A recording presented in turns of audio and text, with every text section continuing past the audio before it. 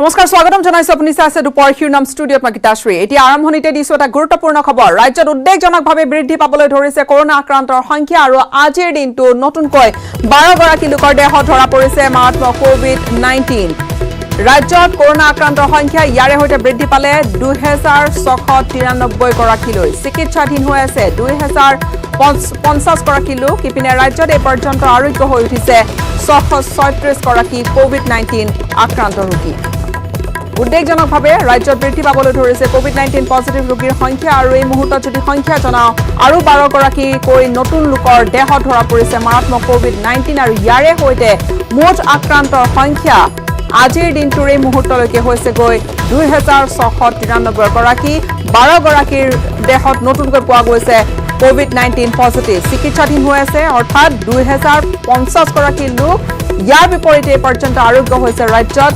636 গৰাকী কোভিড-19 আক্ৰান্ত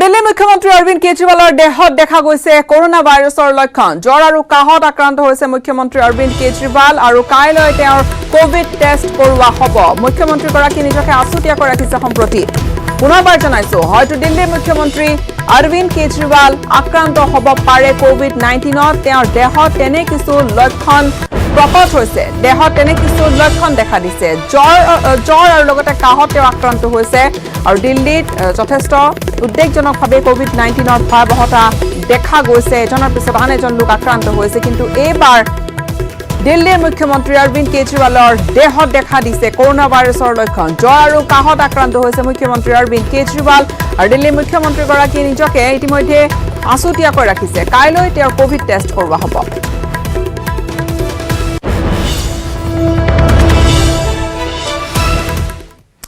প্ৰায় 2 মাহৰ অন্তত পুনৰ খোল খালে ধৰ্মীয় অনুষ্ঠানৰ দুৱাৰ আনলক 1ৰ নীতি নিৰ্দেশনা অনুসৰি আজিৰে পৰা খোলা হৈছে মন্দিৰ মছজিদ গীৰ্জাকে ধৰি সকলো ধৰ্মীয় অনুষ্ঠান মন্দিৰত বন্ধ থাকিব কিন্তু প্ৰসাদ বিতৰণ অৱশ্যে 30 জুনলৈ বন্ধ থাকিব কামাখ্যা দেৱালয় কৰোনা সংক্ৰমণৰ আশংকাত প্ৰথমবাৰলৈ কামাখ্যাত অনুষ্ঠিত নহয় অম্বুবাচী মেলা সেই সিদ্ধান্ত লৈছিল কামাখ্যাৰ কমিটিয়ে কিন্তু নীতি নিয়মেৰে পালন কৰিব নিশ্চয় অম্বুবাচী সমান্তৰালকৈ আজিৰে পৰা খুলিব পাৰিব শ্বপিং মল ৰেস্তোৰাঁ হোটেল ধৰ্মীয় অনুষ্ঠানৰ লগতে শ্বপিং মল হোটেল ৰেস্তোৰাঁসমূহত পালন কৰিব লাগিব কিন্তু চৰকাৰে কঠোৰভাৱে নীতি নিৰ্দেশনা বান্ধি দিয়া সেইখিনি নিয়ম মানি চলিব লাগিব সামাজিক দূৰত্ব স্পষ্ট কৰি দিয়া হৈছে চৰকাৰৰ ফালৰ পৰা প্ৰায় 2.5 মাহৰ অন্তত পুনৰ আজি খোল খালে মন্দিৰ মছজিদ গীৰ্জাৰ দুৱাৰ আনলক 1ৰ নীতি নিৰ্দেশনা অনুসৰি আজিৰে পৰা অৰ্থাৎ 8 জুনৰে পৰা আৰম্ভ কৰাৰ কথা আছিল যিহেতু মন্দিৰ মছজিদৰ লগতে শ্বপিং মল ৰেস্তোৰাঁ হোটেল আদিবোৰ আজিৰে পৰা খোল খালে মন্দিৰ মছজিদ গীৰ্জাকে ধৰি সকলো ধৰ্মীয় অনুষ্ঠান কিন্তু মন্দিৰত বন্ধ থাকিব প্ৰসাদ বিতৰণ অৱশ্যে 30 জুনলৈকে বন্ধ থাকিব কামাখ্যা দেৱালয় কৰোনা ভাইৰাছৰ সংক্ৰমণৰ ভয়াৱহতাৰ প্ৰতি লক্ষ্য ৰাখি প্ৰথমবাৰৰ বাবে আনকি এই সিদ্ধান্ত লোৱা হৈছে যে অম্বুবাচী মেলা সেই ধৰণে আয়োজন কৰা নহয় অম্বুবাচী মেলা এবাৰ কামাখ্যা দেৱালয়ত অনুষ্ঠিত নহয় কিন্তু নীতি নিয়মেৰে পালন কৰা হ'ব অম্বুবাচী সমান্তৰালকৈ আজিৰে পৰা খুলিব পাৰিব শ্বপিং মল ৰেস্তোৰাঁ হোটেল ধৰ্মীয় অনুষ্ঠানৰ লগতে শ্বপিং মল হোটেল ৰেস্তোৰাঁসমূহত পালন কৰিব লাগিব চৰকাৰে বান্ধি দিয়া নিৰ্ধাৰণ কৰি দিয়া নীতি নিৰ্দেশনা মানি চলিব লাগিব সামাজিক দূৰত্ব যিখিনি আমাক নিয়ম বান্ধি দিছে এই নিয়মখিনি আমি পালন কৰিবই লাগিব কাৰণ কিয় এই যুঁজটো অকল চৰকাৰৰ নহয়তো এইটো আমাৰ জনসাধাৰণৰ যুঁজ এইটো চৰকাৰে আমাক সাৱধানতা অৱলম্বন কৰিব দিছে গতিকে আমি জানি শুনিও যদি চৰকাৰৰ যদি সাৱধানতা অৱলম্বন নকৰোঁ তেতিয়াহ'লে এইটো চৰকাৰীভাৱে ক্ষতি নহয় আমাৰ ব্যক্তিগতভাৱে আমাৰ ক্ষতি হ'ব সেইকাৰণে আমি যিমান পাৰোঁ সাধ্যানুসাৰে আমাৰ যিখিনি মন্দিৰৰ যিখিনি নিয়ম চৰকাৰে বান্ধি দিছে সেইমতে আমি চেনিটাইজাৰৰ ব্যৱস্থা কৰিছোঁ আপুনি ভিতৰত দেখা পাইছে সভাঘৰৰ ভিতৰত 1 মিটাৰ ডিষ্টেঞ্চত আমি এই নিয়মবিলাক বান্ধি দিছোঁ হয় আঁচ টানি দিছোঁ আৰু লগতে য'ত নেকি প্ৰৱেশ কৰোঁতে তাৰমানে কি হৈছে মন্দিৰৰ ভিতৰত প্ৰৱেশ কৰোঁতে মাস্ক পিন্ধি প্ৰৱেশ কৰিব লাগিব ভক্তবিলাকে আৰু লগতে আমাৰ যে পূজাৰী আছে পূজাৰীবিলাকেও মাস্ক পিন্ধিব লাগিব আমাৰ আঙুলিৰে ফোট দিয়ে সেইটো ফোট আমাৰ আঙুলিৰে নিদিওঁ আমি আমাৰ পদুম ফুলৰ ঠাৰি আছে সেই পদুম ফুলৰ ঠাৰিৰে আমি কপালত আঁচ দিম ফটা দিম আৰু লগতে আমাৰ মাৰ যে পিঠৰ জল আছে সেই পিঠৰ জল স্পৰ্শ কৰে সেই পিঠৰ জলটোত এটা মন্ত্ৰ আছে বশিষ্ঠ আৰাধিতা বিদ্যা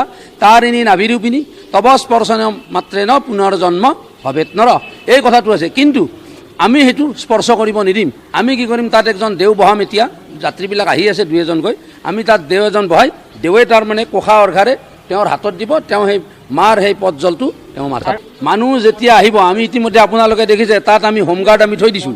সেই হোমগাৰ্ডবিলাকে এণ্ট্ৰি কৰিব। হোমগাৰ্ডবিলাকে এণ্ট্ৰি কৰাৰ পিছত আমি কি কৰিম, এজনকৈ আহিব দিম, এজনকৈ। আমি 2জন ইতিমধ্যে হোমগাৰ্ড থৈ দিছোঁ। আমাৰ মন্দিৰত 2জন হোমগাৰ্ড আছে, 2জনক আমি থৈ দিছোঁ। গতিকে একজনে তাত এণ্ট্ৰি কৰিব আৰু একজনে আগবঢ়াই আনিব। আমি এইটো প্ৰচেছ আৰম্ভ কৰিছোঁ। ৭৫ দিনৰ মূৰত উগ্ৰতাৰা দেৱালয় খুলিছে, আজি আশীৰ্বাদ ল'ব, কি ক'ব বিচাৰিব আজিৰ দিনটোত?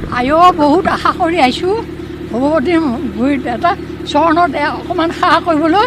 আজি 4 মাহে হয়, বৰ মানে ইমান যে এটা আশা কৰি আহিছোঁ, ভগৱতী বা দৰ্শন দিয়ে নে নিদিয়ে, এইটোৱে বৰ আশা কৰি আহিছোঁ। আৰু বহুত ভাল পাইছোঁ গভৰ্ণমেণ্টে যে এইকণ অকণমান আমাক সেৱা কৰিবলৈ ভগৱতীৰ ওচৰত বা মন্দিৰত যাবলৈ যে অকণমান সুবিধা দিছে, এইকাৰণে হিমন্তই মেইনলি আৰু এতিয়া গোটেইখন হিমন্তই চলাই আছে, বাকীবোৰ একো নাই। গতিকে হিমন্তক আন্তৰিক ধন্যবাদ জনাইছোঁ। আমাৰ গ্ৰাহকসকল অহাৰ আগত আমি এটা ৰেজিষ্টাৰ মেইনটেইন কৰোঁ, মানে ক'ৰ পৰা আহে উইথ ফোন নম্বৰ মেইনটেইন কৰা হয়। আৰু লগত তেওঁলোকৰ যেতিয়া স্কেনিং কৰা হয়, যেতিয়া সোমায় তেতিয়া স্কেনিং কৰা হয়। আৰু চেনিটাইজাৰ ব্যৱস্থা আছে সম্পূৰ্ণ, কাষ্টমাৰক চেনিটাইজাৰ দিয়া হয়। আৰু তেনেকৈ আমি মেইনটেইন কৰোঁ। ছ'চিয়েল ডিষ্টেঞ্চ আমি মেইনটেইন কৰা হয়। এবাৰত আমি 10জন বা তাতকৈ কম মানুহ সোমাব দিওঁ, যেতিয়া ওলাব তেতিয়া আকৌ নেক্সট 10জন সোমাব দিওঁ। পৰৱৰ্তী খবৰলৈ আগবাঢ়িছো। মঙলদৈ নিজ ঢাহি বনিয়াপাৰাৰ যুৱক প্ৰভাত বনিয়াৰ গাত COVID-19 পজিটিভ ওলোৱাৰ লগে লগে হাহাকাৰ লাগিছে পশ্চিম মঙলদৈত। প্ৰভাত বনিয়া নামৰ লোকজন 2 জুনত তেওঁ শ্বিলঙৰ পৰা উভতি আহিছিল আৰু তাৰ পিছতে নিজ ঢাহি দিঘিৰ পাৰৰ ক্ষুদ্ৰ প্ৰাথমিক স্বাস্থ্য কেন্দ্ৰত ভৰ্তি কৰোৱা হৈছিল। তাৰ পিছত সেইদিনাই মঙলদৈ অসামৰিক চিকিৎসালয়ত কোৱাৰেণ্টাইন কৰা হৈছিল লোকজনক। মঙলদৈ অসামৰিক চিকিৎসালয়লৈ লৈ গৈছিল হৰপতি ডেকা নামৰ এজন লোকে আৰু চিকিৎসালয়লৈ যোৱাৰ পূৰ্বে কিন্তু প্ৰভাত বনিয়াই কেইবাজনৰো সংস্পৰ্শলৈ আহিছিল বুলি জানিব পৰা গৈছে। খুদ চিকিৎসালয় অবৈতনিক কৰ্মচাৰী এগৰাকী তেওঁৰ ঘনিষ্ঠ হোৱা হেতুকে হৰপতি ডেকা নামৰ কৰ্মচাৰী আৰু গাড়ীৰ চালক প্ৰশান্ত শৰ্মা তেওঁৰ পোনপটীয়াকৈ সংস্পৰ্শলৈ আহিছিল আৰু তাৰ পিছতো হৰপতি ডেকা আছুতীয়াকৈ নাথাকি ঘৰৰ সকলোৰে লগত একেলগে আছিল। বিভিন্নজনক বেজি দি ফুৰিছিল। মেট্ৰিক ফলাফলৰ পিছত বিভিন্নজনৰ ঘৰত যোৱাৰ লগতে তেওঁ আৰু খোৱা বোৱা কিছু আয়োজনতো ভাগ লৈছিল। আনহাতে কৰ্মচাৰী হৰপতিৰ পত্নী বিজেপি দলৰ ঢাহি গাঁও পঞ্চায়তৰ সদস্য হোৱা হেতুকে 4 জুনত বৰসত্ৰ আদৰ্শ গাঁৱৰ 8টাকৈ আধাৰশিলা কাৰ্যসূচীত ভাগ লোৱা মঙলদৈৰ বিধায়ক সাংসদৰো সংস্পৰ্শলৈ আহিছিল। এদিন পূৰ্বে প্ৰভাতৰ কৰোণা পজিটিভ ওলোৱাত এতিয়া প্ৰভাতে অন্ধকাৰ নামাই আনিছে। আশংকাত ভুগিছে, হাহাকাৰ পৰিৱেশ হৈছে কেইবাটিও পৰিয়ালৰ মাজত। হৰপতি ডেকাক ইতিমধ্যে দৰং জিলা স্বাস্থ্য বিভাগে মঙলদৈ অসামৰিক চিকিৎসালয়ত কোৱাৰেণ্টাইন কৰাৰ ব্যৱস্থা কৰিছে। কিন্তু গাঁওকেইখন এতিয়াও কণ্টেইনমেণ্ট জোন কৰাৰ ব্যৱস্থা কৰা নাই জিলা স্বাস্থ্য বিভাগে। গাড়ী চালক প্ৰশান্ত শৰ্মা এতিয়ালৈ কোৱাৰেণ্টাইন কৰাৰ তেওঁক ব্যৱস্থা কৰা হোৱা নাই, তাতো উদ্বেগ প্ৰকাশ কৰিছে সচেতন মহলে। যদি হৰপতি ডেকা কৰোণা পজিটিভ ওলায় তেনেহলে গাঁৱৰ লোক, বিধায়ক, সাংসদ কোৱাৰেণ্টাইন হ'ব লাগিব। এই সন্দৰ্ভত মঙলদৈৰ পৰা আমি নৱজ্যোতি মহন্তৰ এক ৰিপৰ্ট আগবঢ়াম। নিশ্চয়কৈ সমগ্ৰ ৰাজ্যৰ লগতে দৰং জিলাতো দ্ৰুতগতিত বৃদ্ধি পাইছে কৰোণা পজিটিভৰ সংখ্যা। আৰু তেনে সময়তে মঙলদৈ দাহিৰ এগৰাকী লোক কৰোণা পজিটিভ ওলোৱাৰ লগে লগে অঞ্চলজুৰি তীব্ৰ চাঞ্চল্য বিৰাজ কৰিছে আৰু আতংকৰ সৃষ্টি হৈছে বুলি ক'ব লাগিব। আমি উপস্থিত আছোঁ মঙলদৈ দাহিত আৰু দাহিৰ এজন লোক, যিজন লোক 2 তাৰিখে অসমলৈকে আহিছিলে। আহি প্ৰশাসনৰ নিয়ম মতে তেওঁক চিকিৎসালয়ত কোৱাৰেণ্টাইন কৰা গৈছিলে। কিন্তু তেনে সময়তে বিভিন্ন লোকৰ সংস্পৰ্শলৈ অহাৰ এক তথ্য পোৱা গৈছে আৰু গাঁৱৰ লোকসকল আছে, আমি জানিব বিচাৰিম। যিহেতু এই লৈ ইতিমধ্যে আতংক বিৰাজ হৈছে এই গাঁওখনত। আচলতে যিজন লোক পজিটিভ ওলাইছে তাৰ পিছতে দেখিবলৈ পাইছে গাঁওখনৰ আতংকময় পৰিৱেশ সৃষ্টি হৈছে আৰু বহু লোকৰ সংস্পৰ্শলৈ অহাৰ এক তথ্য পোৱা গৈছে। আচলতে কেতিয়া আহিছিলে, কেনেধৰণে অন্য লোকৰ সংস্পৰ্শলৈ অহাৰ তথ্য আপোনালোকে পাইছে? হয়, নমস্কাৰ। আমাৰ যিজন 22জন পজিটিভ ওলাইছে আমাৰ দৰঙৰ, সেই 22জন পজিটিভৰ পজিটিভৰ ভিতৰত এজন আমাৰ ইয়াৰ নিজ দাহি বনিয়াপাৰা গাঁৱৰ আছে, প্ৰভাত বনিয়া। কিন্তু ৰিপৰ্টত প্ৰভাই বনিয়া দেখুৱাইছে, এইটো প্ৰভাত বনিয়া। সেই প্ৰভাত বনিয়া যুৱকজন আমি যিখিনি গম পোৱা মতে, খবৰ পোৱা মতে শ্বিলঙৰ পৰা আহিছে। শ্বিলঙৰ পৰা আহি তাত খানাপাৰালৈ আহিছিল, গুৱাহাটী খানাপাৰাৰ পৰা এখন চুমু ভাড়া কৰি খানাপাৰাৰ পৰা আহি আমাৰ ইয়াতে নামিছিল। এইখন যিটো কিন্তু এটা ভাল কাম কৰিছে, চিধাই ঘৰত যোৱা নাছিল যুৱকজন, চিধাই আহি আমাৰ যিখন ক্ষুদ্ৰ প্ৰাথমিক স্বাস্থ্যকেন্দ্ৰ সেইখনত সোমাইছিল। কিন্তু তাতো এটা ডাঙৰ কথা, যিখন ক্ষুদ্ৰ প্ৰাথমিক স্বাস্থ্যকেন্দ্ৰ যিখিনি ব্যৱস্থা থাকিব লাগে, এখন সৰু প্ৰাথমিক স্বাস্থ্যকেন্দ্ৰ যিহেতু, লগে লগে হস্পিটেলৰ কৰ্মচাৰীখিনিয়ে আলোচনা কৰি তেখেতক মানে কোৱাৰেণ্টাইন চেণ্টাৰলৈকে লৈ যাবৰ কাৰণে যাৱতীয় ব্যৱস্থা কৰিলে।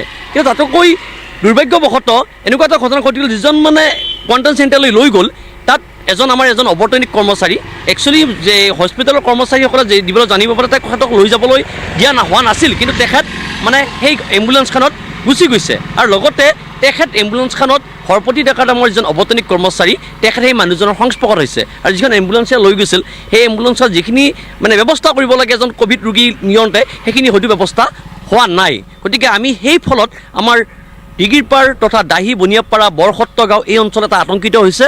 কাৰণ এই হৰপতি ডেকা নামৰ মানুহজন যিজন অবৈতনিক কৰ্মচাৰী, এই হৰপতি ডেকা মানুহজন ইতিমধ্যে বিভিন্ন মানুহৰ সংস্পৰ্শত কৈছিল। যোৱা 2 তাৰিখৰ পৰা তেখেতে আমাৰ বিভিন্ন অঞ্চল ঘূৰি ফুৰিছে। 2 তাৰিখে যেতিয়া তেওঁক লৈ অহা হৈছিল যিজন লোকক প্ৰভাত বনিয়া বুলি তেওঁ লোকজনক, তেতিয়া সেই মানুহজন আপুনি যিজন নাম ক'লে তেওঁ সংস্পৰ্শলৈ আহিছিল। হয়, মানে যিজন 2 তাৰিখে আমাৰ চিধাই শ্বিলঙৰ পৰা গুৱাহাটীলৈ, গুৱাহাটীৰ পৰা ইয়াত আহি ইয়াতে মানে ঘৰ নগৈ ইয়াতে সোমাইছিল। ইয়াতে সেই কৰ্মচাৰীজনৰ সংস্পৰ্শ হৈছিল। কৰ্মচাৰীৰ নামটো অবৈতনিক কৰ্মচাৰী হৰপতি ডেকা, আৰু যিখন এম্বুলেঞ্চে লৈ গৈছিল ইয়াৰ এম্বুলেঞ্চৰ ড্ৰাইভাৰ প্ৰশান্ত ডেকা, প্ৰশান্ত শৰ্মা আৰু হৰপতি ডেকা, এই দুজন মানুহ এই কৰোণা পজিটিভ হোৱাজনৰ সংস্পৰ্শলৈ আহিছিল। স্বাস্থ্য বিভাগে কি কৰিলে? স্বাস্থ্য বিভাগে এতিয়া যিজন মানে ল'ৰাজনক এই পঠাই দিলে, এই প্ৰভাত বনিয়া নামৰ যুৱকজন, মঙলদৈ কোৱাৰেণ্টাইন চেণ্টাৰলৈ পঠাই দিলে। তাৰ পৰা আমি যোৱা ৰাতি ৰিপৰ্টত পালোঁ পজিটিভ। কিন্তু এতিয়া যিজন মানুহ হৰপতি ডেকা নামৰ মানুহজন, আমি যিহেতু সেই মানুহজন সংস্পৰ্শত আহিছিল, প্ৰশান্ত শৰ্মা সংস্পৰ্শত আহিছিল, এই দুজন মানুহ ইতিমধ্যে হস্পিটেলৰ সকলো কৰ্মচাৰীৰ লগত সংস্পৰ্শত আহিছে। আৰু তাৰোপৰি এই হৰপতি ডেকা নামৰ মানুহজনে ইতিমধ্যে বিভিন্ন ঠাইত বেজি দিছে। 2-3 তাৰিখত তেখেতে যদিও অবতৰণ কৰিছে বেজি দিব পাৰে, আমাৰ অঞ্চলৰ বিভিন্ন ঠাইত ড্ৰেছিং কৰিছে। তাৰোপৰি তেখেতে যোৱা ৰাতি কি কৰিছে, আমাৰ ইয়াতে এটা মানে মেট্ৰিকৰ ৰিজাল্ট দিয়াত এটা খানা খুৱাইছে। সেই খানা খোৱাৰ সেইখিনি মানুহৰ তাৰ সংস্পৰ্শ আহিছে। কালি এটা খানা দিছে, সেই খানাত সংস্পৰ্শ আহিছে। গতিকে বিভিন্ন ঠাই সেই দেখি আমাৰ মানুহখিনি এটা ভয় আতংকিত হৈছে। যাতে আমি আশা কৰিছোঁ হৰপতি ডেকা নামৰ মানুহজন পজিটিভ নোলাওক, আমি সেইটোৱে আশা কৰোঁ। হৰপতি ডেকা মানুহজন যদি পজিটিভ ওলায় তেতিয়াহ'লে গোটেই গাঁওখনৰ বহু লোক কোৱাৰেণ্টাইনত যাব লাগিব। নিশ্চয় কণ্টেইনমেণ্ট জোন হৈ যাব পাৰে এই গাঁওখন। নিশ্চয় সেইটো মই এতিয়াই ক'ব নোৱাৰি, কিন্তু যিটো স্বাস্থ্য বিভাগৰ নীতি নিয়ম অনুযায়ী কোনো কণ্টেইনমেণ্ট জোন ঘোষণা কৰা হোৱা নাই, এতিয়ালৈ হোৱা নাই বাৰু। আমাৰ তেওঁ যিহেতু এগৰাকী জনপ্ৰতিনিধিৰ স্বামী বুলি জানিব পাৰিছোঁ, সেই ক্ষেত্ৰত কি ক'ব? একচুৱেলি জনপ্ৰতিনিধি কিন্তু আমাৰ ৱাৰ্ড মেম্বাৰৰ স্বামী। তেখেত এই আমাৰ কি বুলি যিখন পঞ্চায়তৰ আমাৰ বৰসত্ৰ কৰ ৱাৰ্ডৰ তেখেত ঘৈণীয়েক ৱাৰ্ড মেম্বাৰ। স্বাগতম জনাইছো। APDCLৰ গাফিলতিৰ বাবে নগাঁও চহৰত যিকোনো মুহূৰ্ততে সংঘটিত হ'ব পাৰে কোনো এটা ভয়ংকৰ অঘটন। নগাঁও চহৰৰ মাজৰ আতি চানমাৰী ৰোডত নিচেই তললৈ নামি আহিছে বিদ্যুৎ পৰিবাহী তাঁৰ। ফলত পুৱাৰে পৰা আতংকিত হৈ পৰিছে অঞ্চলটোৰ বাসিন্দাসকল। এই দৃশ্য আপোনালোকক দেখুৱাইছো, একেবাৰে তললৈ এই বিদ্যুৎ পৰিবাহী তাঁৰ নামি আহিছে, যাৰ ফলত তাত লোকসকল আতংকত এতিয়া সময় পাৰ কৰিছে তেওঁলোকে। APDCLৰ গাফিলতি, কিয়নো তাত ৰাইজে জনোৱা মতে তাত এতিয়ালৈকে কোনো মেৰামতিৰ ব্যৱস্থাৰ বাবে কোনো লোক তাত উপস্থিত হোৱা নাই। নগাঁও চহৰত যিকোনো মুহূৰ্ততে হয়তো সংঘটিত হৈ যাব পাৰে আন এটা ভয়ংকৰ অঘটন, আশংকা কৰিছে ওচৰ চুবুৰীয়াই। নগাঁও চহৰৰ এয়া মাজৰ ৰাতি চানমাৰী ৰোডৰ দৃশ্য দেখুৱাইছো। নিচেই তললৈ নামি আহিছে বিদ্যুৎ পৰিবাহী তাঁৰ, কিন্তু যেন কাণ সাৰ নাই বিভাগটোৰ।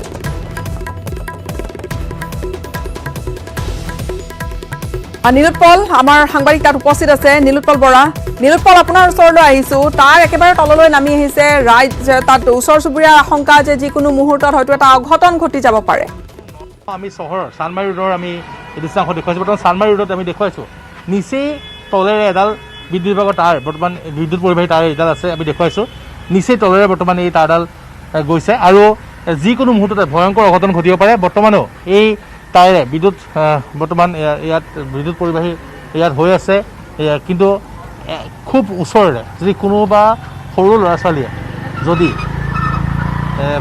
এই বিদ্যুৎ পৰিবাহী তাঁৰত চুৱে তেনেহ'লে ভয়ংকৰ অঘটন সংঘটিত হ'ব। আৰু নগাঁও চহৰৰ এয়া মাজ বজাৰ দৃশ্যাংশ দেখুৱাইছোঁ। এয়া চানমাৰী ৰোড, মাজৰাতি চানমাৰী ৰোডৰ আমি দৃশ্যাংশ দেখুৱাইছোঁ। আৰু এইদৰে বৰ্তমান ভয়ংকৰ বিপদসংকুলভাৱে মানুহে অহা যোৱা কৰি আছে। আৰু চহৰৰ মাজ বজাৰ দৃশ্য কোনো গাঁৱৰ দৃশ্য এখন নহয়, আমি দেখুৱাইছোঁ কিদৰে বৰ্তমান নিচেই তলেৰে বৰ্তমান এই তাঁৰডাল বৰ্তমান ইয়াত বিদ্যুৎ পৰিবাহী তাঁৰডাল আছে। মই এগৰাকী এই ওচৰৰ দোকানী আছে, মই আপোনালোকক চেষ্টা কৰিম। আপুনি এইখিনিতে দোকান দিয়ে, গতিকে মই আপোনালোকক জানিবলৈ চেষ্টা কৰিম যে ইয়াত একে নিচেই তলেৰে এডাল তাঁৰ গৈছে, যিকোনো মানুহ ভয়ংকৰ বিপদৰ সন্মুখীন হ'ব পাৰে। হ'ব পাৰে। এই বিদ্যুৎ বিভাগৰ মানুহ আহিছিলে চাবলৈ? নাই অহা, এবাৰো অহা নাই। আৰু নিশাটো কোনো নেদেখিব তাঁৰডাল? তাঁৰডালটো নিশাত কোনো দেখা নাপায়। কেইদিনৰ পৰা হৈছে পৰিচয় কিমান দিন হ'ল? মই আজি ৰাতিপুৱা আহি গম পাইছোঁ। ৰাতিপুৱা দেখিছোঁ নিশ্চয়। মই দেখুৱাইছোঁ বৰ্তমান যদি নিশাৰ ভাগলৈ কিন্তু ভয়ংকৰ বিপদ হ'ব পাৰে। আৰু এয়া বৰ্তমান আমি দেখুৱাই আছোঁ নগাঁও দৃশ্যাংশ। বিদ্যুৎ মন্ত্ৰীগৰাকীয়ে বৰ্তমান আমি এটা কথা ক'ব লাগিব যে যদিহে বিদ্যুৎ বিভাগৰ দায়িত্বত থকা বিভাগীয় কৰ্তৃপক্ষই চাওক, APDCL কৰ্তৃপক্ষই চাওক কিদৰে নগাঁও চহৰৰ মাজমজিয়াত এডাল তাৰ নিচেই তলেৰে গৈছে আৰু বিদ্যুৎ বৰ্তমান ইয়াত বিদ্যুৎ পৰিবাহী এডাল তাৰ। গতিকে যিকোনো মুহূৰ্তত ভয়ংকৰ অঘটন ঘটিব পাৰে আৰু যদিহে ভয়ংকৰ অঘটন ঘটে, কাৰণ দেখা যায় যে প্ৰায়ে বিদ্যুৎপৃষ্ট হয় বহু লোক ৰাজ্যত এনেকুৱা অঘটন দেখিবলৈ পোৱা যায়। গতিকে সেই মুহূৰ্তত আমি দেখা যায় চহৰৰ মাজমজিয়াত যি এক ভয়ংকৰ এক কাণ্ড সংঘটিত হৈছে যে এতিয়ালৈকে কোনো বিদ্যুৎ বিভাগৰ লোক অহা নাই। নগাঁও চহৰৰ মাজৰ ৰাতি চানমাৰী ৰোডৰ এয়া দৃশ্যাংশ, নগাঁও চহৰ তেলিয়াপতি ষ্টেচনৰ ওচৰত। গতিকে এটা কথা আমি ক'ব লাগিব যে বিভাগীয় কৰ্তৃপক্ষই শীঘ্ৰে ব্যৱস্থা নল'লে কিন্তু ইয়াত ভয়ংকৰ অঘটন ঘটিব পাৰে, তাৰ বাবে কিন্তু দায়ী হ'ব APDCL কৰ্তৃপক্ষ। নীলোৎপল তাত আপুনি দেখুৱাইছে যি পৰিৱেশ, হয়তো তাত অচিৰে মেৰামতিৰ ব্যৱস্থা বা তাত সেইখিনি তাত ঠিক ঠাক কৰি নিদিয়া পৰ্যন্ত হয়তো এই ধৰণে ৰাইজৰ আশংকা শেষ নহয়, কিয়নো তেওঁলোকে ভয় কৰিছে যে হয় দিনৰ পোহৰত হয়তো তাঁৰডাল সকলোৱে দেখিব, কিন্তু নিশা হোৱাৰ লগে লগে সেই তাঁৰডাল নেদেখি তাত হয়তো যিকোনো মুহূৰ্ততে কোনো অঘটন ঘটি যাব পাৰে। আমি পৰৱৰ্তী সময়ছোৱাত অধিক জানিম নীলোৎপল আপোনাৰ পৰা।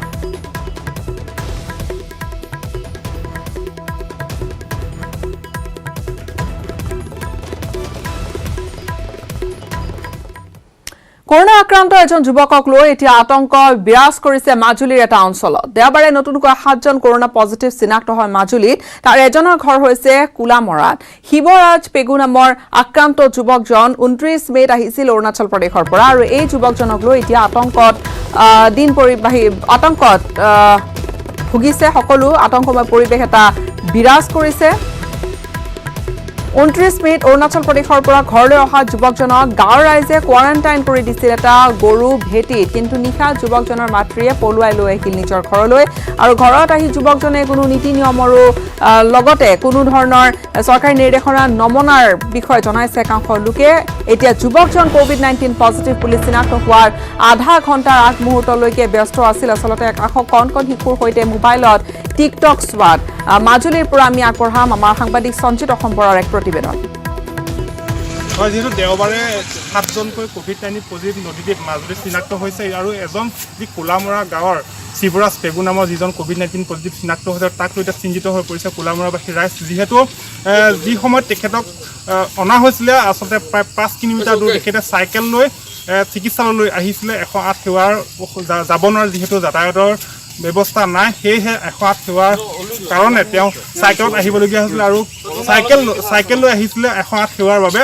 আৰু যিজন পজিটিভ চিনাক্ত হৈছে আৰু তেখেতক লৈ এতিয়া চিন্তিত হৈছে অঞ্চলবাসীৰা, যিহেতু প্ৰায় আধা ঘণ্টা আগলৈকে তেখেতে মোবাইলত ব্যস্ত হৈ টিকটক চাইছিলে একাংশ কণ শিশুৰ লগত গাঁৱত, আৰু তাক লৈ এতিয়া অঞ্চলবাসী ৰাইজ গাঁওবাসীৰা চিন্তিত হৈছে। মই দেখুৱাইছোঁ একাংশ স্থানীয় লোক আছে, কথা পাতিবলৈ চেষ্টা কৰিম। যিহেতু যিজন যুৱক ইতিমধ্যে অনা হৈছে COVID-19 পজিটিভ, সেই যুৱকজনক লৈ কোলামৰা অঞ্চলৰ ৰাইজ চিন্তিত হৈ পৰা দেখিবলৈ পোৱা গৈছে। স্থানীয় লোক আছে, কথা পাতিবলৈ চেষ্টা কৰিম। শিৱৰাজ পেগুক ইতিমধ্যে আনিছে, তাক লৈ আপোনালোক চিন্তিত হোৱা দেখিবলৈ পোৱা গৈছে। পুৰা চিন্তিত হৈছে আমি, কাৰণ ৰাইজে গোটেই মিলি পেলাই আমি কোৱাৰেণ্টাইন চেণ্টাৰ এটা বনাই দিছিলে, তাৰ কিন্তু মাকৰ গাফিলতিত এইবোৰ হ'বলৈ পালে। মাকে তাৰমানে আমাৰ ৰাইজৰ লগত মত বিভেদ সৃষ্টি কৰি তাৰমানে পৰহি ৰাতিৰ দিনা আনিলে, ৰাতি মনে আনিলে। ক'ত থৈছিলে আপোনালোকে? আমি প্ৰায় গাঁৱৰ পৰা 2 কিলোমিটাৰ ভিতৰত থৈছিলোঁ। গাঁৱৰ ৰাইজে কোৱাৰেণ্টাইন চেণ্টাৰ এটা বনাই দিছিল। পুৰা চিন্তিত হৈছে গোটেই গাঁওখন এতিয়া। লকডাউনৰ মাজতে বাক্সাত প্ৰতিবাদ। চৰকাৰী আঁচনিৰ পৰা বঞ্চিত হৈ ৰাজপথলৈ ওলাই আহিল বহু লোক। বিট পাৰত বিনামূলীয়া চৰকাৰী চাউল নাপায়, প্ৰতিবাদ সাব্যস্ত কৰিলে প্ৰায় 50টাকৈ পৰিয়ালৰ লোকে। সামাজিক দূৰত্ব বজাই ৰাখি মৌন প্ৰতিবাদত নামি পৰিল অঞ্চলবাসী। চৰকাৰী আঁচনি ৰূপায়ণৰ ক্ষেত্ৰত BPFৰ সদস্য পোষণ বাহাদুৰ ছেত্ৰীৰ বিৰুদ্ধে ময়মতালিৰ অভিযোগ উত্থাপন কৰিছে গাঁওবাসীয়ে। লগতে গাঁওবুঢ়া লালমোহন বড়োৰ গাফিলতিৰ ফলত চৰকাৰী আঁচনিত দুৰ্নীতি হোৱাৰো গুৰুতৰ অভিযোগ আনিছে প্ৰতিবাদকাৰীসকলে।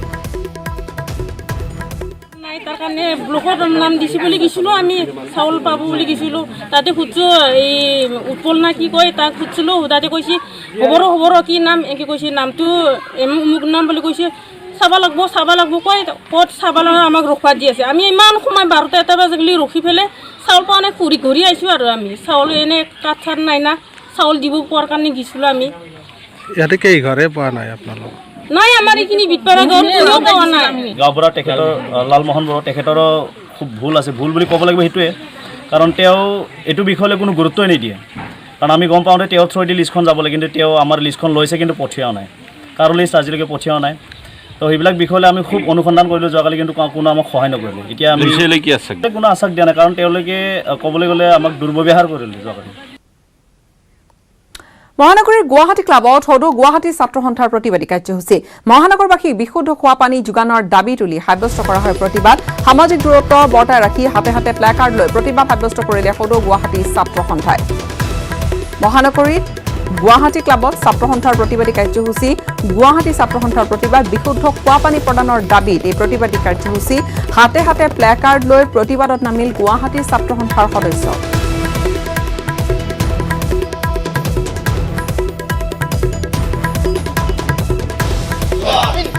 বিশুদ্ধ খোৱা পানী, গুৱাহাটীবাসীক বিশুদ্ধ খোৱা পানী দিব লাগে এই দাবীৰে সাব্যস্ত কৰা হ'ল প্ৰতিবাদ। এয়া গুৱাহাটী মহানগৰীৰ গুৱাহাটী ক্লাবৰ দৃশ্য। গুৱাহাটী ক্লাবত এই ধৰণে আছু সদস্যসকল গোট খাই হাতে হাতে প্লেকাৰ্ড বেনাৰ লৈ প্ৰতিবাদী কাৰ্যসূচী ৰূপায়ণ কৰে।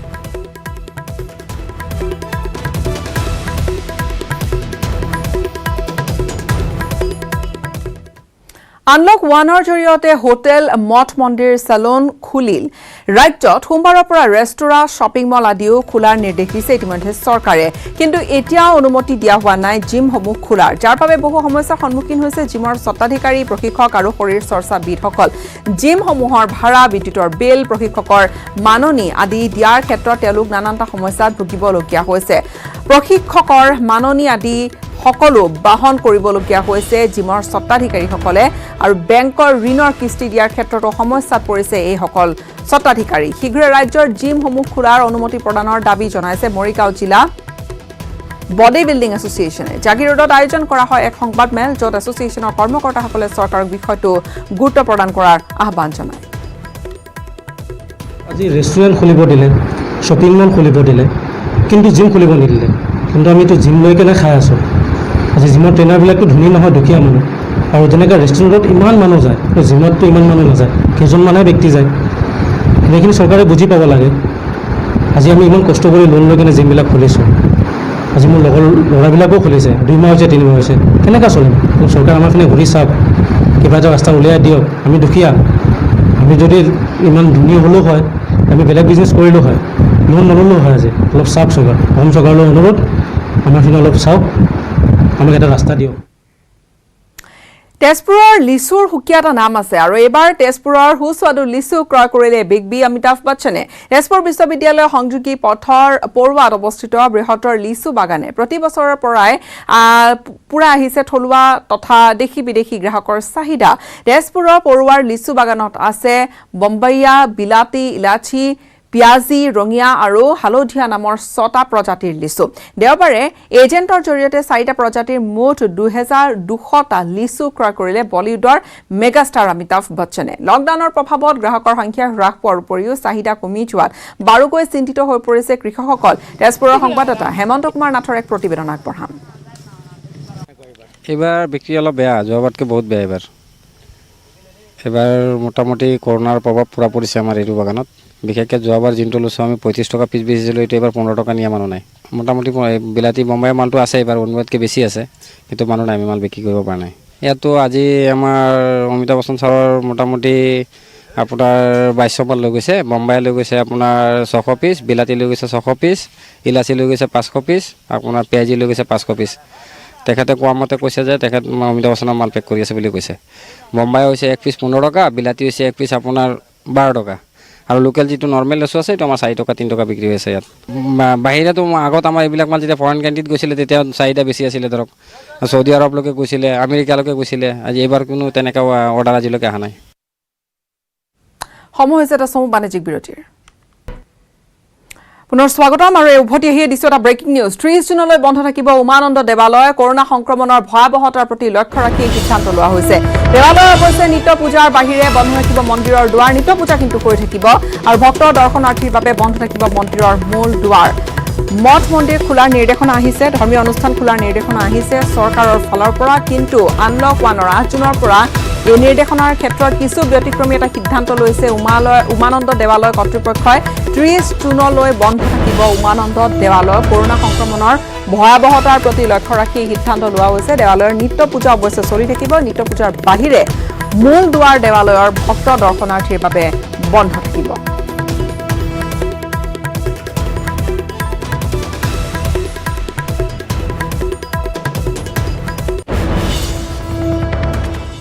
আৰু সোমবাৰৰ পৰা হাজোৰ পঞ্চতীৰ্থৰ অন্যতম ইতিহাস প্ৰসিদ্ধ পঞ্চতীৰ্থ খোলাৰ সিদ্ধান্ত কেতবোৰ লৈছে খবৰ আমি আপোনালোকলৈ লৈ আহিম তাৰ পূৰ্বে আমি জনাইছো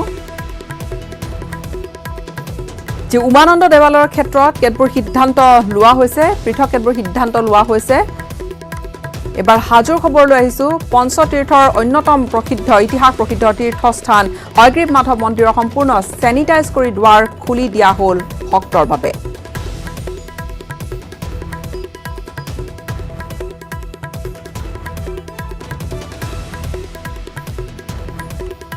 দেৱালয়ত সেৱা আগবঢ়াবলৈ অহা ভক্তসকলৰ বাবে চৰকাৰী নীতি নিয়ম নিৰ্দিষ্ট কৰি দিয়া হৈছে মন্দিৰত প্ৰৱেশ কৰাৰ পূৰ্বে বাহিৰত ভালদৰে হাত ধুব লাগিব দৰ্শনাৰ্থীসকলে স্ক্ৰিনিং কৰাৰ পাছতহে থাৰ্মেল স্ক্ৰিনিঙৰ পিছতহে মন্দিৰত প্ৰৱেশ কৰিব পাৰিব ভক্তসকলে এবাৰত 20 জনতকৈ অধিক ভক্ত প্ৰৱেশ কৰিব নোৱাৰিব মূল দেৱালয়ৰ ভিতৰত লগতে ভক্তসকলে দেৱালয়ত প্ৰৱেশ কৰাৰ পূৰ্বে নিজৰ সম্পূৰ্ণ ঠিকনা আৰু মোবাইল নম্বৰ লিখিহে ভিতৰত প্ৰৱেশ কৰিব পাৰিব ঐতিহাসিক তীৰ্থস্থলী হিচাপে পৰিচিত হাজো পঞ্চতীৰ্থৰ এই দেৱালয়খনত যুগ যুগ ধৰি ভক্তসকলে মনোকামনা পূৰণাৰ্থে পূজা অৰ্চনা কৰি আহিছে কিন্তু লকডাউনৰ বাবে দীৰ্ঘদিন ধৰি মাধৱ দেৱালয়ত ভক্তসকলে পূজা অৰ্চনা কৰিব পৰা নাছিল আৰু অৱশেষত আজি দেৱালয়ৰ দুৱাৰ খুলি দিয়াত উৎফুল্লিত হৈ পৰিছে ভক্তসকল মাধৱ দেৱালয়ৰ লগতে পুৱামক্কা দৰগাহ শ্বৰীফ আৰু হাজোৰ আটাইকেইখন তীৰ্থস্থানতে চৰকাৰী নিয়ম প্ৰযোজ্য হ'ব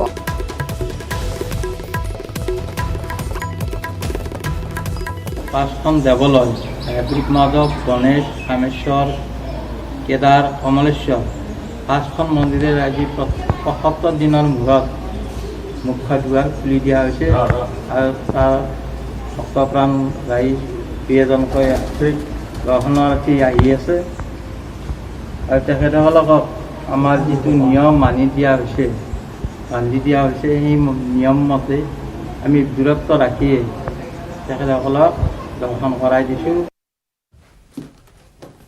সম্পূৰ্ণ ৭৫টা দিনৰ অন্তত খোল খালে ৰাজ্যৰ মঠ মন্দিৰসমূহ পুনৰ যেন প্ৰাণ পাই উঠিছে উপাসনাস্থলীবোৰ সম্পূৰ্ণ সামাজিক দূৰত্ব বজাই ৰখাৰ লগতে চৰকাৰী সকলো নীতি নিৰ্দেশনাৰ মাজেৰে ঐতিহাসিক বশিষ্ঠ মন্দিৰ দেৱালয় পৰিচালনা সমিতিয়ে খুলিছে মন্দিৰৰ দুৱাৰ আৰু এই সন্দৰ্ভত আমি আগবঢ়াম আমাৰ সাংবাদিক উৎপল হালৈৰ এক প্ৰতিবেদন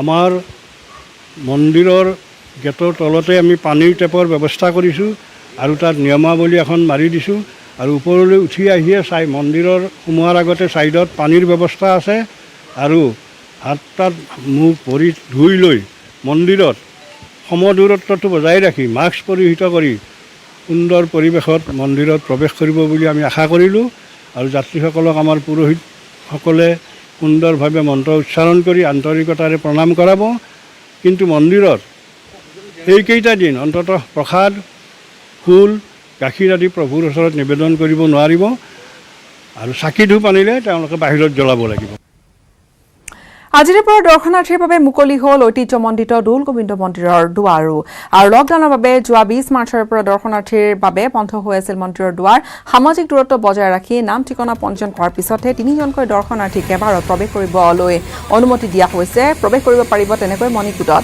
দৰ্শনাৰ্থীক দিয়া নহ'ব কিন্তু নিৰ্মালী পজ্জল ফুড বা প্ৰসাদ লগতে দৰ্শনাৰ্থীৰ পৰা গ্ৰহণ কৰা নহ'ব কোনো ধৰণৰ সামগ্ৰী শাৰীৰিক উষ্ণতাৰ পৰিমাণ চাইহে প্ৰৱেশ কৰিবলৈ অনুমতি দিয়া হ'ব মন্দিৰৰ ভিতৰত মন্দিৰলৈ অহা প্ৰতিজন ভক্তই মাস্ক পিন্ধাটো বাধ্যতামূলক কৰা হৈছে প্ৰায় ৭৮টা দিনৰ পিছত আজি ঐতিহ্যমণ্ডিত দৌল গোবিন্দ মন্দিৰৰ দুৱাৰ সাধাৰণ ভক্তৰ দৰ্শনাৰ্থে খোলা হৈছে আৰু এই ভক্তসকলে ইয়াত দৰ্শন হওঁতে কিছু সাৱধানতা কিছু নীতি নিয়ম মানি চলিবলৈ বাধ্য থাকিব লাগিব প্ৰথমেই মূল গেটত তেওঁলোকক থাৰ্মেল টেষ্ট কৰা হ'ব তাৰপিছতে বন্তিগৃহত সামাজিক দূৰত্বৰ যি ব্যৱধান মানি তেওঁলোকে 6জনকৈ বন্তিগৃহত চাকি বন্তি জ্বলাব পাৰিব তাৰপিছতে মূল মণিকূটলৈ সোমোৱাৰ প্ৰাক মুহূৰ্তত চেনিটাইজ কৰা হ'ব আৰু তাৰপিছত মূল মণিকূটত 3জনকৈ ভক্তই দৰ্শন হ'ব পাৰিব আৰু দৰ্শন হোৱা সময়ছোৱাত পূজাৰীয়ে কেৱল মন্ত্ৰ পাঠেৰে দৰ্শন কৰাব ভক্তক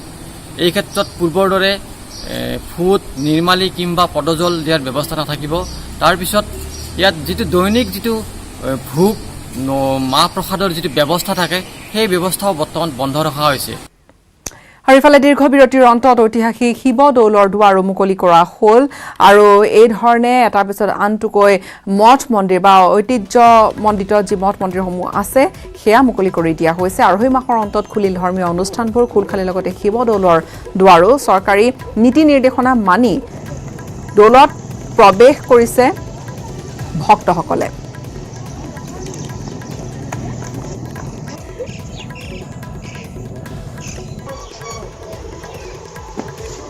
আৰু আগবঢ়াইছো এই সন্দৰ্ভত আমাৰ শিৱসাগৰৰ সাংবাদিক জয়জ্যোতি গগৈৰ এক প্ৰতিবেদন। নিশ্চয় মই এই মুহূৰ্তত উপস্থিত আছোঁ শিৱসাগৰৰ ঐতিহাসিক শিৱদৌলৰ চৌহদত। শিৱদৌল, দেৱীদৌল আৰু বিষ্ণুদৌল এই তিনিটি ঐতিহাসিক দৌল আজিৰ পৰা ভক্তসকলৰ বাবে মুকলি কৰি দিয়া হৈছে। দীৰ্ঘদিন লকডাউনৰ ফলত এই ঐতিহাসিক দৌলৰ বাকৰি বন্ধ আছিল, ভক্তসকলৰ প্ৰৱেশ নিষিদ্ধ আছিল। কিন্তু ইয়াত নিত্য পূজা অৰ্চনা অব্যাহত আছিল। মুখ্য পুৰোহিতে, মুখ্য পূজাৰী নিয়মিত উপস্থিত থাকি ইয়াৰ যি দৈনন্দিন কাম কাজ, এইবিলাক পূজাৰ কাম কাজ তেওঁলোকে চলাই আহিছিল। কিন্তু দীৰ্ঘদিন বিৰতিৰ মূৰত প্ৰায় দুমাহতকৈ অধিক দিন এই চৌহদ বন্ধ হৈ থকাৰ পিছত আজি এই পৰিৱেশ যে মোৰ সৈতে দৌল কৰ্তৃপক্ষৰ সাধাৰণ সম্পাদক আছে, কি ধৰণৰ প্ৰস্তুতি চলাই আজিৰ পৰা আপোনালোকে মুকলি কৰিছে? যথেষ্টখিনি সুৰক্ষামূলক ব্যৱস্থাও গ্ৰহণ কৰা হৈছে। হয়, আমি বিশ্বত মহামাৰী কৰোণাৰ সংক্ৰমণ প্ৰতিৰোধ কৰিবৰ কাৰণে চৰকাৰী নীতি নিৰ্দেশনা যেনেকৈ আছে সেইদৰে মানি আমাৰ কৰ্ম আগবঢ়াইছোঁ। আমি প্ৰতি ঘণ্টাত 20 জনকৈ কৰিছিলোঁ, কিন্তু আমি এতিয়া যিটো পৰিসৰ দেখিছোঁ আৰু আজি বিশেষকৈ ভক্তসকলে শিৱদৌলৰ কাৰণে আহিছে, শিৱ পূজাৰ কাৰণে আহিছে, গতিকে আমি শিৱদৌলৰ প্ৰাধান্য কৰি আজি শিৱদৌলত দিছোঁ ভক্তসকলে যাবলৈ। আৰু ভিতৰ কুণ্ডলৈ প্ৰতি সময়তে একেলগে আমি 2 জন দিছোঁ। আমি সামাজিক ব্যৱধানটো ৰাখিছোঁ আৰু ভক্তসকলক আমি কোনো পূজা থালি অৰ্চনা দুগ্ধ পুষ্প একো দিবলৈ দিয়া নাই, কাৰণ তেখেতসকলে অকল দৰ্শন কৰিব, আশীষ লৈ যাব। সেইমতে ভক্তসকলে আমাৰ লগত সহযোগিতা আগবঢ়াইছে, আমি ভাল পাইছোঁ। আৰু আপোনালোকৰ চেনেলৰ জৰিয়তে বাকী আমি ভক্তবান ৰাইজলৈ বিনম্ৰ অনুৰোধ জনাম যাতে এইকেইদিন এই যি আমাৰ মনোকামনা আছে বা সমাজৰ যিখিনি উন্নতি কৰিবলৈ আমাৰ সামাজিক যিটো দূৰত্ব ব্যৱধান বজাই ৰাখিবলৈ সেইখিনি কৰি আমাৰ লগত যাতে সহযোগিতা আগবঢ়ায়। নিশ্চিতভাৱে এই ধৰণে দৌল কৰ্তৃপক্ষই যথেষ্ট সাৱধানতামূলক ব্যৱস্থা গ্ৰহণ কৰিছে, ভক্তসকলক প্ৰৱেশৰ সুবিধা দিছে। আৰু এটা কথা যে কেৱল আশীষ ল'বৰ কাৰণেহে ভক্তসকলে ইয়াৰ ভিতৰ ভাগলৈ প্ৰৱেশ কৰিব পাৰিব, আনকি মুখ্য পুৰোহিতে, মুখ্য পূজাৰীয়ে ভক্তক নিৰ্মালী পৰ্যন্ত প্ৰদান নকৰে বুলিও দৌল কৰ্তৃপক্ষই আমাক জানিব। সময় হৈছে আন এটা চমু বাণিজ্যিক বিৰতিৰ। এটা বিৰতিৰ পিছত পুনৰ স্বাগতম জনাইছোঁ। 3 মাহ বিৰতিৰ পিছত আজিৰে পৰা পুনৰ খোল খালে নলবাৰীৰ ঐতিহাসিক বিল্বেশ্বৰ দেৱালয়। দৰ্শনাৰ্থীক আদৰিবলৈ বিল্বেশ্বৰ দেৱালয়ৰ পৰিচালনা সমিতি সম্পূৰ্ণৰূপে সাজু। কৰোনা ভাইৰাছ সংক্ৰমণ ৰোধ কৰাৰ বাবে ঘোষণা কৰা লকডাউনৰ পৰিপ্ৰেক্ষিতত বিগত 3টা মাহ ধৰি বন্ধ হৈ আছিল বিল্বেশ্বৰ দেৱালয়।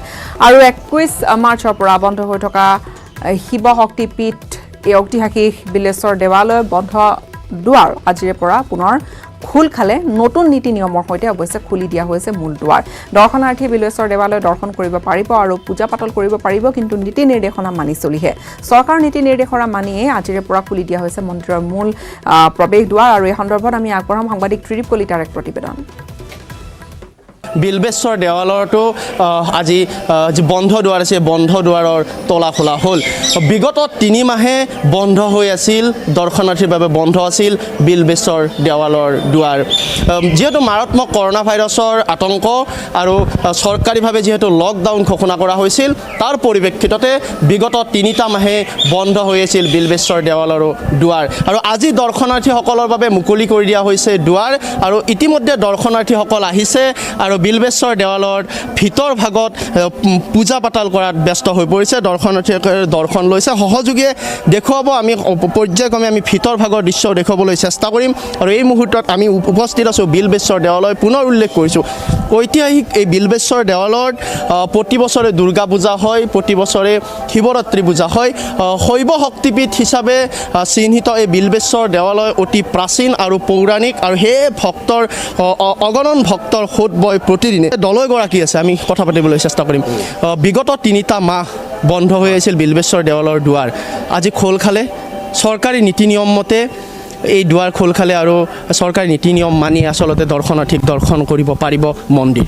আজি আচলতে ক'ব গ'লে আমাৰ বাবাই নিজেই আজি তেওঁৰ দুৱাৰখন খুলি লৈছে।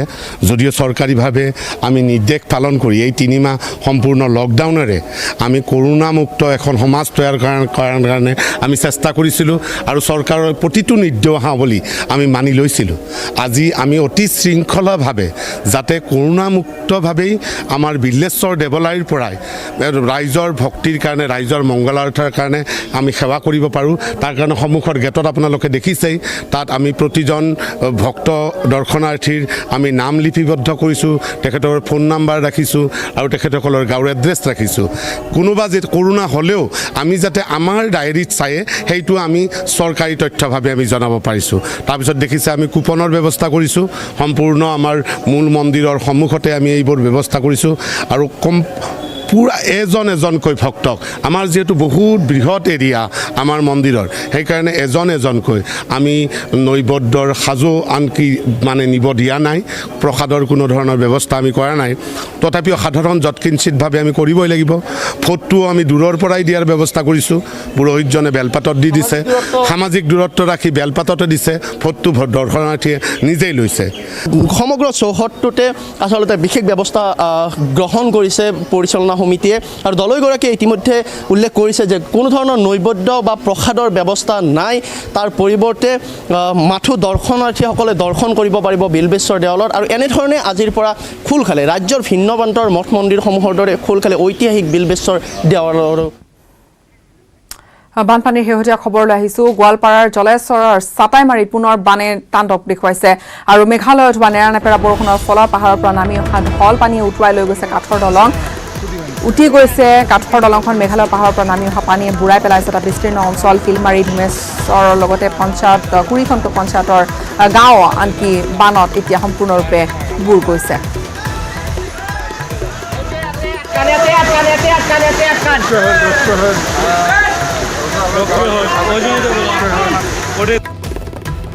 চল নাই না কালি বৰষুণ ধাৰাসাৰ বৰষুণ হোৱাৰ পিছত মানে আজি ৰাতিপুৱা 7টামান বজাত 7:30মান বজাত মানে দলংখন উঠাই লৈ গ'ল, পানী অভাৰ হৈ গ'ল।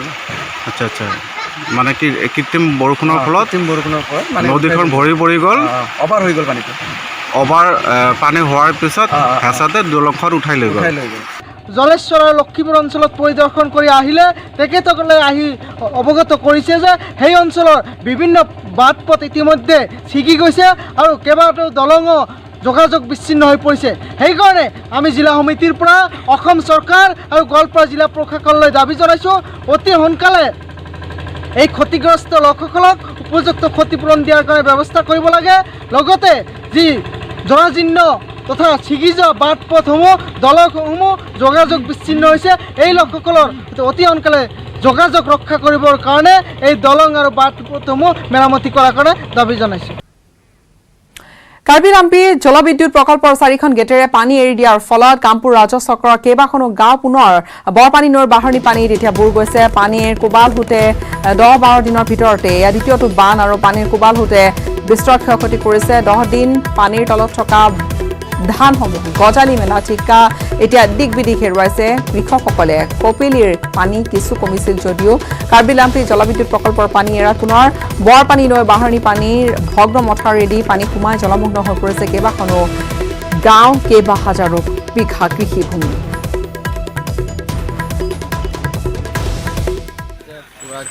মানে দুবাৰ পানী আহি একবাৰ পানী আহিছে, ধান কাটিব ধৰিছে, কাটিব নোৱাৰিলোঁ, এতিয়া আকৌ পানী আহিছে, এতিয়া পানীৰ তলতে আছে 10 বিঘা মাটি।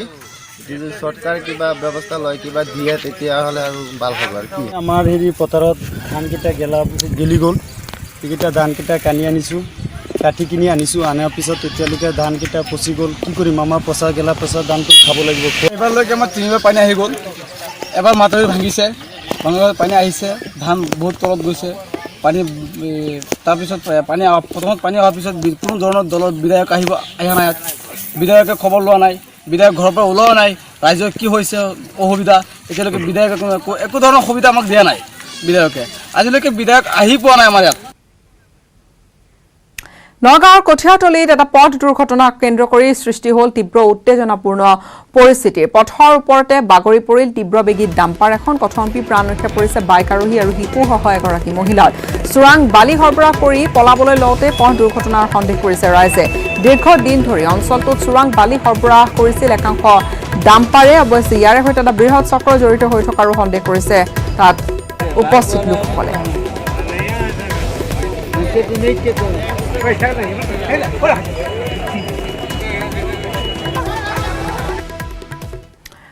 আন এক গুৰুত্বপূৰ্ণ খবৰ বিটিসি নিৰ্বাচন সন্মুখত বিটিসি নিৰ্বাচনৰ পূৰ্বে কিন্তু বিপিএফত এতিয়া অন্তঃকণ্ডলে একা কৰি উঠিছে বিপিএফ দলত এতিয়া মেৰু বিভাজন ঘটিছে প্ৰতি সপ্তাহতে পৰ্যায়ক্ৰমে বিপিএফ দল ত্যাগ কৰিব বহু সদস্যই বিস্ফোৰক মন্তব্য কৰিছে তামুলপুৰৰ বিধায়ক ইমানুৱেল মুছাহাৰীয়ে একাংশই বিপিএফ নেতা কৰ্মীয়ে সংবিধান মানি চলা নাই বুলি তাৎপৰ্যপূৰ্ণ মন্তব্য কৰিছে তামুলপুৰৰ বিধায়ক তথা বিপিএফৰ সাধাৰণ সম্পাদকগৰাকীয়ে তেওঁৰ মন্তব্যই যথেষ্ট তাৎপৰ্যও বহন কৰিছে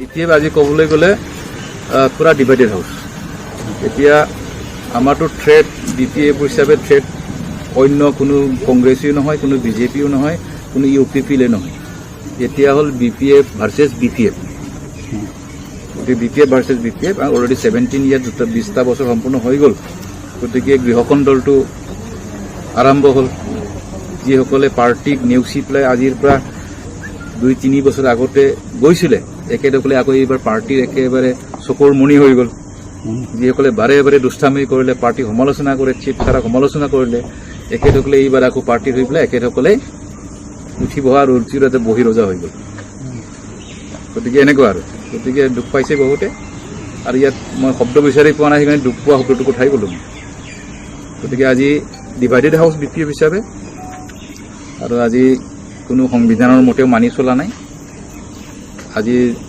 জিলা সমিতিৰ সভাপতি আমাৰ কেশৱ ৰাজবংশী ডাঙৰীয়া যোৱা নিৰ্বাচনত অৱৰ কৰি পেলাই সুন্দৰভাৱে অৱৰৰ কাৰণে লেকচাৰ মাৰি দিলে এইবাৰ আকৌ বিপিএফৰ আকৌ গাদীত বহি গ'ল গতিকে কোনটো সংবিধানৰ জৰিয়তে একেতে বহিছে মই নাজানো কিন্তু আমাৰ সংবিধান আমাৰ 3বাৰ যদি এজন মানুহে যদি এক্সিকিউটিভ মিটিঙৰ পৰা আঁতৰি থাকে তেওঁৰ মেম্বাৰশ্বিপৰ পৰা একেবাৰে নাম কাটা যায় মূল উদ্দেশ্যটো হ'ল মোৰ যিসকল ছাপৰ্টাৰ আছে প্ৰতি সপ্তাহত একেসকলে ৰিজাইনেশ্যন দি গৈছে নিজৰ একাগ্ৰতা আৰু অধ্যাৱসায় থাকিলে বাৰু দৰিদ্ৰতা কেতিয়াবা হেঙাৰ হ'ব পাৰে নেকি অধ্যয়নৰ ক্ষেত্ৰত নিশ্চয় নোৱাৰে আৰু তাকে পুনৰ প্ৰমাণ কৰি দেখুৱাইছে মৰিগাঁও জিলাৰ চৰাইবাহী বেজবৰুৱা আদৰ্শ মধ্য ইংৰাজী বিদ্যালয়ৰ ছাত্ৰ দেৱব্ৰত মেধিয়ে সদ্যঘোষিত হাইস্কুল শিক্ষান্ত পৰীক্ষাত ৭৫% নম্বৰ লৈ ষ্টাৰ মাৰ্ক লৈ উত্তীৰ্ণ হৈছে অঞ্চলটোলৈ গৌৰৱ কঢ়িয়াই আনিছে ছাত্ৰজনে অতি দৰিদ্ৰ পৰিয়ালৰ দিন হাজিৰা কৰি জীৱন নিৰ্বাহ কৰা ছাত্ৰজনে অধ্যয়নৰ লগতে পৰিয়াল পোহপাল দিব পৰাকৈ পঢ়াৰ খৰচ উলিয়াবলৈ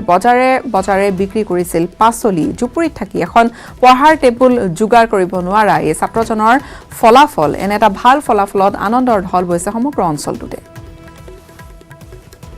বজাৰ শাক চব্জি বিক্ৰী কৰি নিজৰ ঘৰখনো চলাইছিলোঁ আৰু নিজৰ খৰচ ওলাইছিলোঁ পঢ়া মই এতিয়া মেট্ৰিক পৰীক্ষাত ৭৫% লাভ কৰিছোঁ আৰু ভাবিছিলোঁ নহ'ল কিন্তু ইয়াতে ভাল পাইছোঁ মই আৰু অহা হায়াৰ ছেকেণ্ডেৰী পৰীক্ষাত ভাল কৰিম বুলি মনত ভাবিছোঁ মই চৰাইবাহী আদৰ্শ মধ্য ইংৰাজী বিদ্যালয়ৰ পৰা দিছিলোঁ পৰীক্ষা কিমান শতাংশ এতিয়া ৭৫% লাভ কৰিছোঁ মই ষ্টাৰসহ আজি ভাল লাগিছে আনন্দ লাগিছে আপোনাৰ ইমান দুখৰ পৰিয়ালত যে আজি সি এনেকুৱা এটা কৰিব বুলি আমি আপোনাৰ সপোনতো ভবা নাছিলোঁ গতিকে ভালেই লাগিছে গাঁওখনৰো সি মান মৰ্যাদাটো কঢ়িয়াই লৈ আহিল ইমান দুখৰ মাজেদি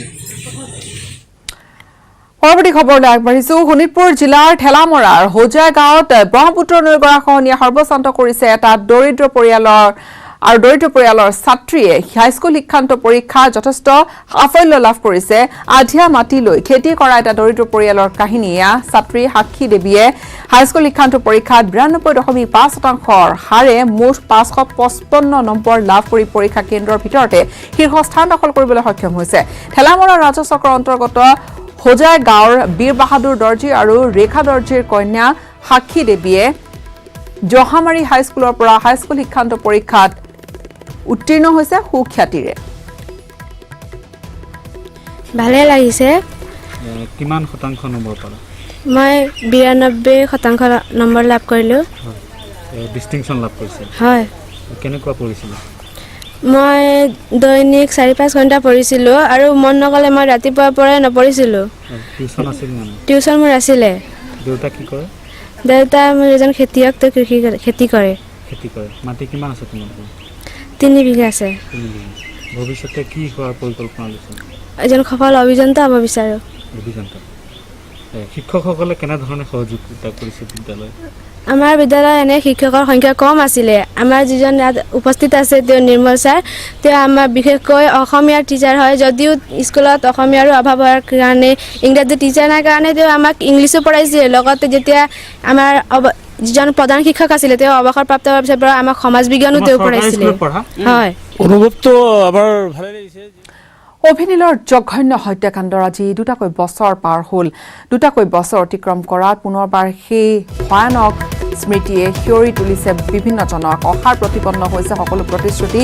আজিও নিৰ্মাণ নহ'ল স্মৃতি সৌধ। 8 জুনৰ সন্ধিয়া কাৰ্বি আংলং জিলাৰ ডকমকা থানাৰ অন্তৰ্গত পাঞ্জুৰি কছাৰী গাঁৱত সংঘটিত হৈছিল বিশ্ব খপাই যোৱা অভিনীল হত্যাকাণ্ড।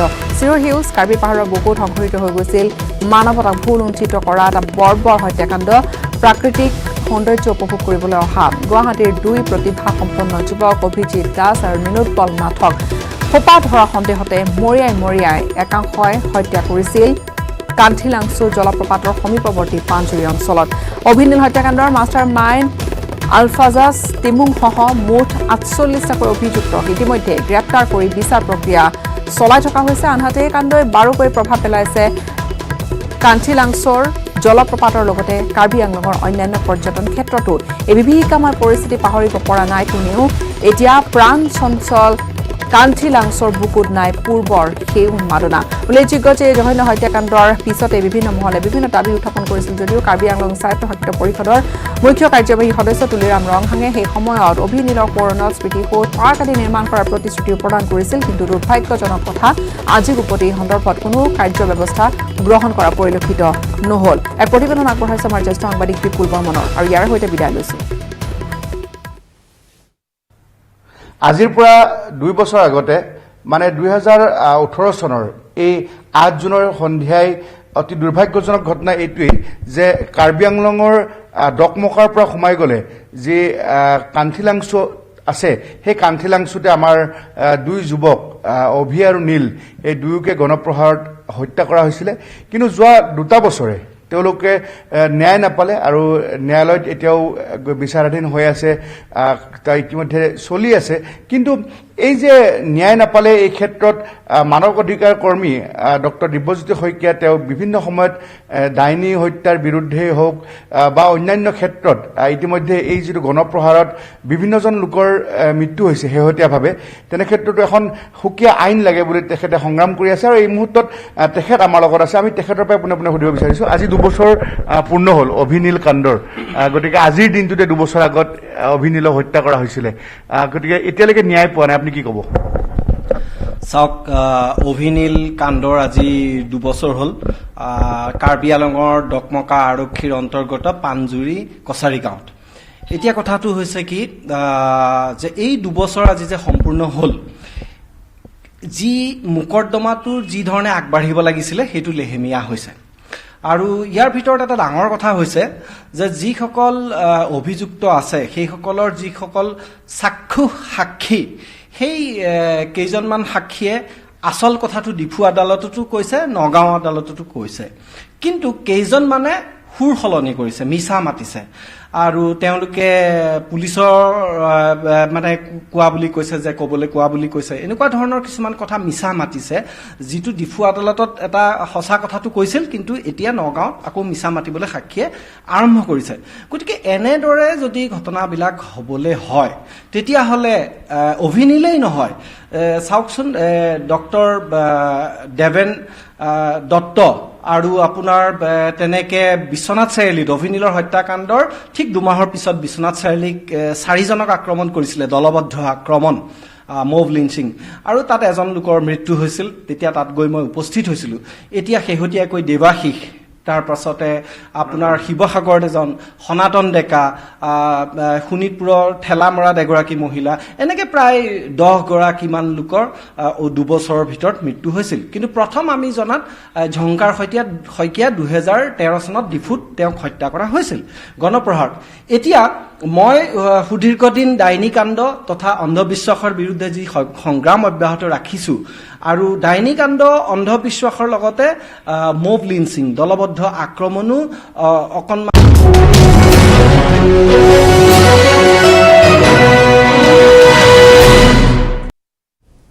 ডক্টৰ অৰ্থ আয়ুৰ্বেদিক তেল আৰু কেপচুল